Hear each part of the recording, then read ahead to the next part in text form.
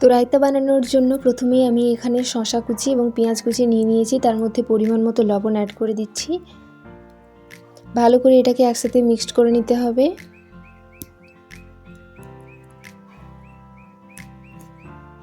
Mixed করানো হয়ে গেলে তার মধ্যে মিষ্টি দই বা টক দই যেটা হোক আপনারা ইউজ করতে পারেন। আমি এখানে একটা মিষ্টি দই এবং একটা টক দই ইউজ করেছি। তার মধ্যে কাঁচা লঙ্কা কুচি দিয়ে দিচ্ছি। দইটাকেও ভালোভাবে মিক্সড করে নিতে হবে।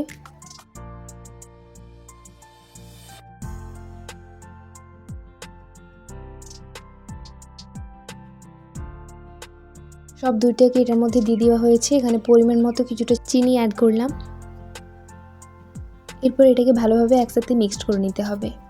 তো প্রথমে আমি দইটাকে ফেটিয়ে নিচ্ছি, তারপরে কিন্তু সবগুলোর সাথে একবারে মিক্সড করে নেব। কিছুটা গোলমরিচের গুঁড়ো অ্যাড করলাম।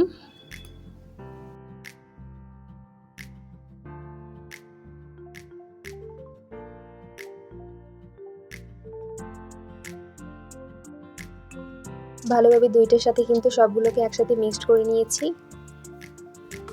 তো দইটা অনেকটা মোটা হয়ে গেছে, তো যার জন্য আমি এখানে পরিমাণ মতো জল ইউজ করব।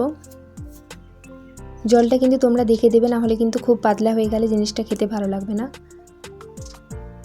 অন্যদিকে কড়াইতে আমি এখানে কারি পাতা, কিছু সরষে, আমি এখানে সাদা সরষে ইউজ করেছি, তোমরা চাইলে কালো সরষে ইউজ করতে পারো। ভেজে নিয়েছি তেলের মধ্যে, খুব বেশি লাল করব না। তো ভাজা হয়ে গেছে। এরপর শসা পেঁয়াজটার সাথে আমি কিন্তু এটাকে দিয়ে দেব। দিয়ে ভালো করে কিন্তু নাড়িয়ে নিতে হবে।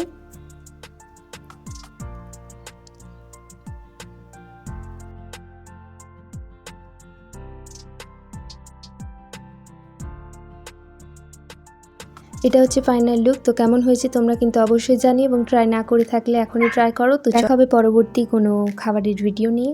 দেখতে হলে কিন্তু অবশ্যই চ্যানেলটাকে সাবস্ক্রাইব করতে হবে। তো চলো, বাই বাই।